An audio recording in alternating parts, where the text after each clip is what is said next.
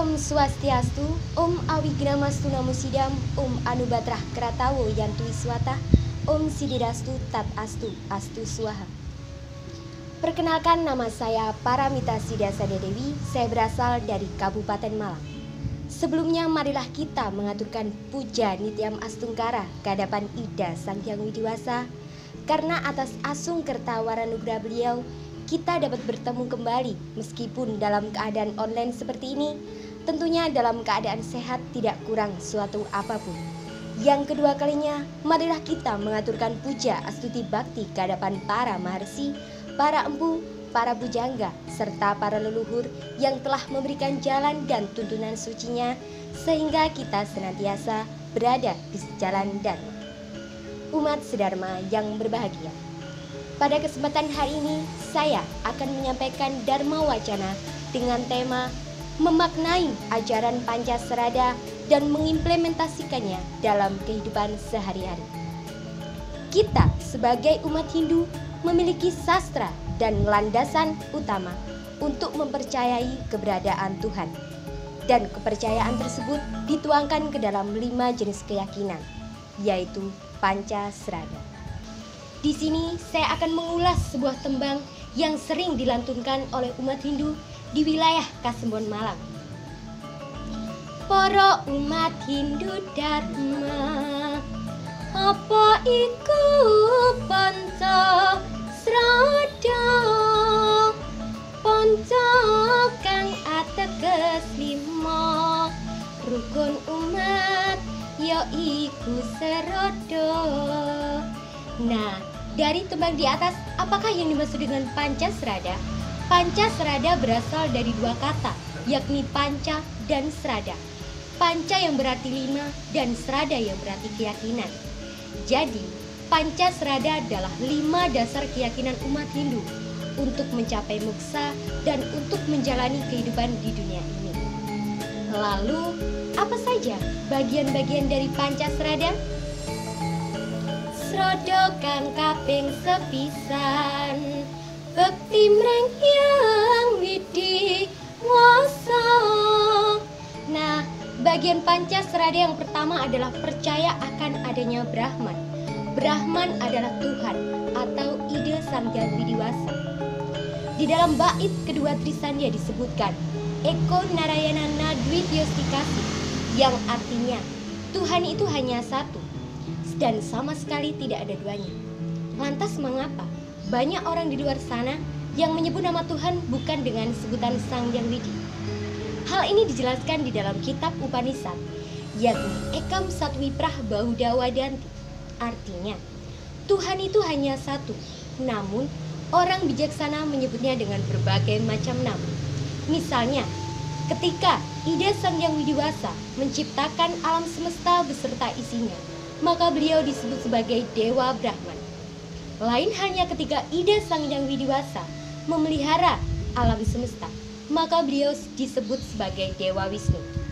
Begitu pula ketika Ida Sang Hyang Widiwasa sedang mempralina alam semesta beserta isinya, maka beliau disebut sebagai Dewa Siwa. Itulah yang dimaksud dengan Ekam Satwiprah Bahudawadanti. Untuk contoh sederhananya, saya, Paramita Siddhasada Dewi, ketika saya berada di rumah bersama kedua orang tua saya, maka saya disebut sebagai anak. Lain halnya ketika saya berada di sekolah, saya menuntut ilmu, maka saya disebut sebagai siswa. Dene srada kaping pindho, percaya anane atmanira. Bagian Pancasrada yang kedua adalah percaya akan adanya Atman. Atman adalah sinar suci atau percikan terkecil dari Brahman. Atman berasal dari kata At yang berarti nafas, mengandung makna bahwa semua makhluk hidup di dunia ini yang bernafas itu memiliki Atman di dalamnya. Di dalam Bhagavad Gita, Adhyaya 10 Sloka 20 disebutkan, Aham Atma Gudakesa, Sarwa Butasaya Stita, Aham Adisca Madhyamca, Butanam Sarwa Ewaca, yang artinya, aku adalah Atman, menetap dalam hati semua makhluk. Aku adalah permulaan, pertengahan, dan akhir daripada semua makhluk. Jadi umat sedharma, janganlah kita saling menyakiti sesama makhluk hidup, baik itu manusia, hewan, dan tumbuhan. Karena di dalam diri semua makhluk hidup itu ada Atman di dalam dirinya. Jika kita menyakiti salah satu makhluk hidup tersebut, sama halnya kita menyakiti Atman yang ada di dalam dirinya, sama halnya kita menyakiti Brahman yang ada di dalam dirinya. Karena perlu Anda ketahui bahwa Brahman bersemayam di segala ciptaannya. Ingkang kaping 3 iku hukum karma pala. Umat sedharma yang berbahagia, bagian Pancasrada yang ketiga adalah percaya akan adanya hukum karma pala. Karma pala berasal dari dua kata, yakni karma dan pala. Karma yang berarti perbuatan dan pala yang berarti hasil. Jadi karma pala adalah hasil dari perbuatan yang kita lakukan. Segala sesuatu yang kita lakukan itu memiliki timbal balik kepada diri kita sendiri. Karma pala berdasarkan waktunya terbagi menjadi 3, yakni sancita karma pala. Itu adalah hasil perbuatan kita terdahulu yang tidak habis kita nikmati sehingga kita nikmati pada masa saat ini. Misalnya, jika kita dulunya selalu berbuat baik, selalu berada di jalan dharma, maka kehidupan saat ini kita akan menikmati kehidupan yang baik pula. Lain halnya ketika kita dulunya selalu berbuat jahat, menghindar dari ajaran dharma, maka di kehidupan saat ini kita akan menikmati kehidupan yang buruk pula. Yang kedua yakni prarabdha karma pala. Hasil dari perbuatan yang saat ini kita nikmati pada masa saat ini juga.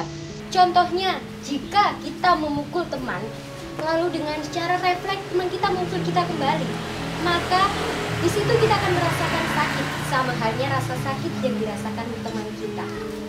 Yang ketiga yakni kriyamana karma pala, di mana hasil dari perbuatan kita saat ini yang belum habis kita nikmati, sehingga kita akan nikmati di kehidupan yang akan datang. Contohnya, jika pada kehidupan saat ini kita selalu berbuat baik dan selalu berada di jalan dharma, maka di kehidupan yang akan datang kita akan menikmati kehidupan yang baik. Sebaliknya, jika kita pada kehidupan saat ini selalu berbuat buruk, selalu berbuat jahat, maka di kehidupan yang akan datang kita akan mengalami dan menikmati kehidupan yang buruk pula. Itulah yang dimaksud dengan hukum karma pala. Kalau orang Jawa menyebutnya yaitu ngunduh woe prakerti, yakni apa yang kamu tanam nanti akan kamu tuai hasilnya. Ping pate nganti lino percaya mring punarabawa. Umat sedharma, bagian Pancasrada yang keempat adalah punarbawa. Punarbawa berasal dari dua kata, yakni punar dan bawa. Punar yang artinya lahir dan bawa yang berarti kembali. Jadi punarbawa adalah kelahiran kembali atau kelahiran berulang-ulang. Kita sebagai umat Hindu mempercayai akan kelahiran kembali, karena kelahiran kembali tersebut akan selalu ada jika sang Atman masih belum memenuhi jalan dharma. Kita tidak akan pernah tahu di kehidupan selanjutnya kita akan menjadi apa, atau tetap menjadi manusia seperti ini, atau bahkan lebih buruk dari ini, atau mungkin nantinya kita akan menjadi hewan maupun tumbuhan. Kita tidak akan pernah tahu. Oleh karena itu umat sedharma, patutlah saya tekankan bahwa kita harus berada di jalan dharma, agar kelak di kehidupan selanjutnya kita tidak akan pernah menjadi manusia yang lebih buruk, ataupun kita akan bereinkarnasi menjadi hewan maupun tumbuhan. Nah, apabila sang Atman sudah memenuhi dan mencapai semua ajaran dharma, maka Atman tersebut akan moksa. Nunggalan kostien seto, tujuan agama kita yaiku arane moksa Pancasrada ingkang kaping 5. Umat sedharma yang berbahagia, bagian Pancasrada yang kelima adalah moksa. Moksa berasal dari kata moksha yang artinya bebas. Bebas dari segala keterikatan duniawi dan bebas dari hukum karma pala. Nah, apabila sang Atman sudah moksa, maka disebut moksartam jagadita yaja iti dharma. Umat sedharma yang berbahagia, patutlah saya tekankan kembali bahwa kita harus berada di jalan dharma, agar kelak nanti kita bisa moksa, yakni sesuai dengan tujuan umat Hindu, bersatu dengan ide Sang Hyang Widi-Wasa. Umat Sri Dharma yang berbahagia, demikianlah Dharma Wacana dari saya.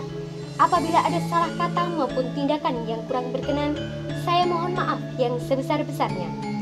Saya akhiri Paramasanti. Om Santi, Santi, Santi.